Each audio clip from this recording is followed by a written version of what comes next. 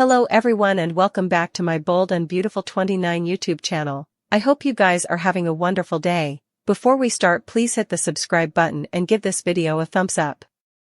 At the Precipice house, Taylor, Kelly, and Steffy wear matching aprons in the kitchen as they gush about how much they love Thanksgiving. Finn and Hayes come in from a syncope and offer to help. Taylor and Steffy partake a happy grasp.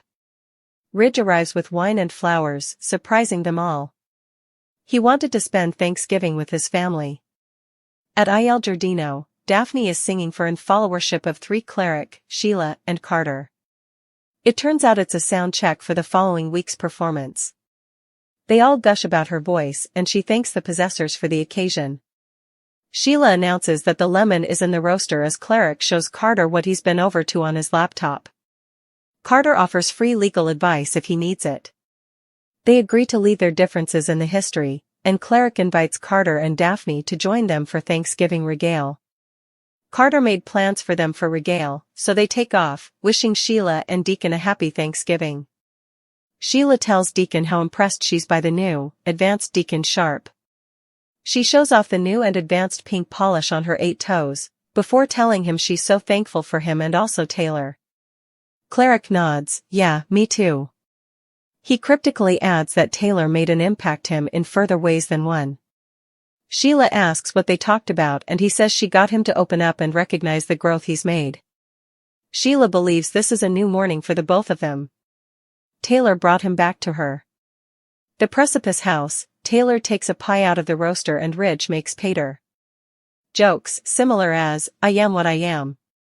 After pouring wine, Taylor tells Ridge they're happy to have him there. He explains that he'd lunch with his pater. And the Logans. Tay says Steffy's excited he's there. He asks if Taylor's happy. She assures him she can breathe now that she's out of that unhealthy cycle. As the food comes out of the roaster, Ridge and Finn argue that they can take it from there. Steffy and Taylor give them their aprons and retire to the lounge to drink wine. Taylor thinks Ridge is upset about her, but she assured him she's good. Steffy thinks her mama is inconceivable. Cleric speaks Italian to Sheila over Thanksgiving regale, and she thanks him for doing all of this for her. She asks about his morning with the kiddies, and he says it was great.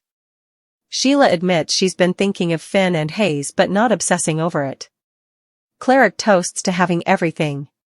Sheila pulls out the wishbone and Cleric gets the want. She asks what it was, but he can't tell her, or it wouldn't come true. She gushes that hers formerly has come true. At the Precipice house, they all sit down to Thanksgiving regale and Kelly says she's thankful they're each together as a family. Hayes is thankful for pumpkin pie. Finn is thankful for his beautiful family.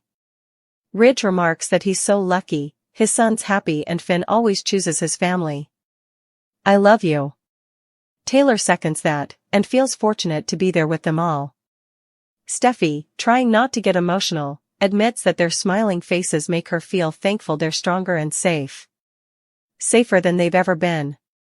Having her parents there together, she could ask for a better Thanksgiving. Ridge asks them all to hold hands and they all wish each other a happy Thanksgiving. The kiddies yell, "Let's eat." The news of Luna's escape will spread throughout Los Angeles, egging them to go on high alert. Numerous characters are scrabbling, especially Poppy, who has a grudge to pick with her son. But she could end up dead if she's not careful. Luna promised to escape captivity. And she was right. Since Will and his family refused to release her, she took drastic measures. Luna ended up in a laundry wain, as she promised Will that she'd return to him soon. She believes that she has a future with Bill's son. Once she escaped captivity, she dashed over to the sand house in Malibu in spectacular fashion. Luna came face to face with Will, who'll warn the police. Katie hoped for a romantic evening with Bill now that they're back together, but he informed her about Luna's escape. The sand house isn't the only place that Luna will hang. She'll end up on the run, as her family desperately searches for her. Lieutenant Baker will join them in the hunt, which, of course, takes place on the foggiest night of the time. What's intriguing is that Poppy, Sheila, and Lee enter the sand house together. Luna doesn't like her mama, and the feeling is collective. Poppy is upset by Luna's rearmost trick. Sheila and Lee are also angry, but they're concerned about Luna. They want her to make the right decision, which is to turn herself in. The police won't give up until they find Luna. She ends up deep in the forest land and gets nervous as the police close in on her. Lee tells Luna to make the right decision, which is to return to captivity. But Luna just gets further hopeless as she wants to be free. She runs into the dark night. Perhaps she'll cross paths with Poppy in the forest land. She'll condemn her mama for the way this situation unfolded. The two could end up arguing until someone falls to their death. Luna be responsible for killing her own mama, she eventually do the right thing and turn herself in, she vanish into the night, no way to be seen again. Luna escaped captivity, and she's formerly at the sand house. That was presto. She eventually comes face to face with Will when he's alone. Luna was still hiding in a laundry wain, but she heard a noise. She awaited to make her escape from captivity. The security guards are talking to each other about commodity on their phones. Also, once the seacoast was clear, Luna popped her head out of the wain and said, "I'm coming, Will." Luna high-tagged it all the way to Malibu. She ended up at Will and Electra's sand house. By the time she got there, it was formerly night. Another foreigner helped themselves to the out-of-door shower. Luna stole the youthful woman's clothes and changed into them. Also, she hid back in the backwoods as Will advised the beachgoer that his place was private property. Will and Electra enjoyed their time off from work. After a day at the sand, they cooked regale and went for a walk together.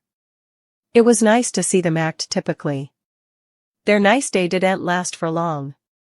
Ivy texted Electra, asking her to return to the office.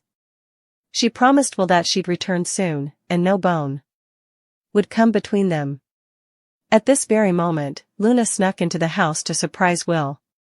Will assumed Electra left commodity before. He came face to face with Luna, who told him, "I came to see you." Will was shocked to see her. Luna acted as if she casually dropped by and didn't have to escape captivity to make it be. Luna also acted as if Will wanted to see her. Will made it clear numerous times that he wanted nothing to do with her. But she was still deep in her visions about them ending up together.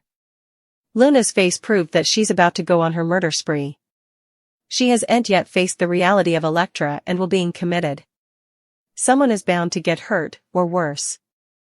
Who's Luna going to go after coming? Daphne came with an important assignment to break up Carter and Hope, but she ended up falling in love with him. We still have these burning questions about the fugitive Parisian. Despite their dark history, Lee and Sheila came good musketeers. They clicked over their participated love for Luna and Finn. We're thwarted that Lee would associate herself with the notorious killer. Lee brought Finn from the dead after Sheila shot him. He was presumed dead, but Sheila ultimately set up out his whereabouts. Lee tricked Sheila into believing that she would turn her in for shooting her son. She claimed that she had to leave to get inventories for him. She tried to pull the hair over Sheila's eyes. Lee jumped into her SUV and drove down into the pouring rain. She allowed. She had survived. But also a van approached her from behind nearly. Lee realized that it was Sheila behind the wheel. Sheila picked up speed as she chastely and designedly drove her off a precipice. She got out of her auto and looked down the precipice with an evil grin on her face. Sheila had allowed. She had killed Lee. But Lee came back from the dead and ended up in Bill's care. The two came musketeers for an analogous reason. Lee smuggled Luna's body from the sanitarium in trouble to bring her back from the dead and rehabilitate her. Sheila set about what she was doing, and the two clicked over their granddaughter. Over on One Cleaner Piece's communication board, B&B Suckers questioned Lee's fellowship with Sheila. The original Bill asked, "Is Sheila and Lee's fellowship realistic?" Sheila has turned to Lee about her marriage to Deacon. She has come her close confidant.